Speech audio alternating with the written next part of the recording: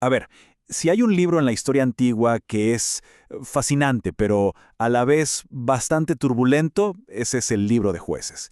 De hecho, a menudo se lo conoce como el libro de los fracasos. Y bueno, en este recorrido vamos a ver por qué, exactamente por qué se ganó ese apodo tan fuerte, ¿no? Para entender bien Jueces, es clave mirar justo el libro anterior, el de Josué. ¿Por qué? Porque Josué termina, digamos, en la cima de la montaña. O sea, Israel era una nación unida, victoriosa, fiel a su Dios, todo iba bien. Pero pasamos la página a Jueces y es como si nos asomáramos a un abismo. Es una caída libre, un cambio brutal de la victoria a la derrota, de la lealtad a la traición. Y la pregunta que nos queda resonando desde el primer momento es, ¿qué pasó? ¿Qué pudo haber salido tan mal? Y miren, esta frase, que está casi al final del libro, es como el diagnóstico perfecto de todo el problema. Es la descripción de una nación que perdió el rumbo, que no tenía brújula.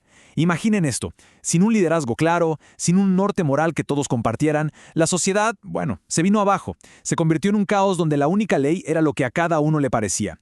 Esta frase es de verdad la clave de todo. Ok, entonces las figuras centrales de todo este relato son los jueces. Pero a ver, un momento, hay que aclarar algo súper importante. La palabra juez nos puede confundir. No estamos hablando de alguien con una toga y un martillo en un tribunal, para nada. La palabra original en hebreo es shofetim, y su función más que nada era la de ser libertadores militares. Eran como líderes que surgían en momentos de crisis. O sea, cuando un enemigo venía y oprimía a Israel, Dios levantaba a uno de estos shofetim para que guiara al pueblo a la guerra y, con suerte, trajera de nuevo la paz. Una de las cosas más curiosas de este libro es cómo está contado. No es una historia lineal de principio a fin, no.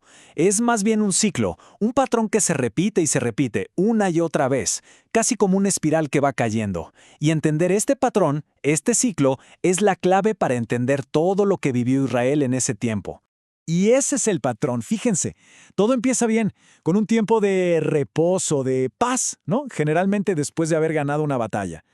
Pero, inevitablemente, el pueblo cae en la rebelión. Se olvidan de sus acuerdos, empiezan a adoptar costumbres de otros pueblos y, claro, eso trae consecuencias. Viene la retribución. Dios permite que otro pueblo los domine. Y en medio de ese sufrimiento que hacen, claman, se arrepienten. Es el arrepentimiento. Y al final, Dios escucha y levanta a un nuevo juez. Ese juez los libera y trae la restauración. Hasta que, bueno, el ciclo vuelve a comenzar. Este ciclo, que no para, nos muestra dos verdades que están como en tensión, ¿no? Por un lado, la tendencia humana a olvidar, a rebelarse, es increíble. Pero por el otro lado nos muestra una paciencia divina inmensa.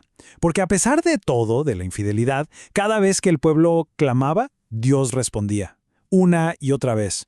Y a ver, no pensemos que esto pasó una o dos veces. No, este ciclo se repitió al menos 7 veces a lo largo de casi 400 años. Cambiaban los enemigos, a veces eran los sirios, otras los filisteos, cambiaban los libertadores, desde un tal Otoniel hasta el famosísimo Sansón, pero la dinámica, esa espiral hacia abajo, era siempre la misma. Y bueno, hablemos de los protagonistas, los jueces, porque esto es lo más interesante. No eran para nada santos ni modelos a seguir. Eran personas con un montón de defectos, gente súper imperfecta. Dios no los eligió por buenos, sino a pesar de sus fallas. Y eso, la verdad, hace que sus historias sean muchísimo más dramáticas y sobre todo más humanas. Por ejemplo, tenemos a Aod, un tipo zurdo en una tribu donde todos eran diestros. ¿Y qué hizo? Usó eso a su favor. De una manera súper astuta, escondió una daga en su muslo derecho donde ningún guardia esperaría encontrarla. Y con eso logró un asesinato político audaz, súper violento, sí, pero que liberó a su pueblo. Pura estrategia. Luego está Débora, la única mujer en toda la lista de jueces, y era increíble.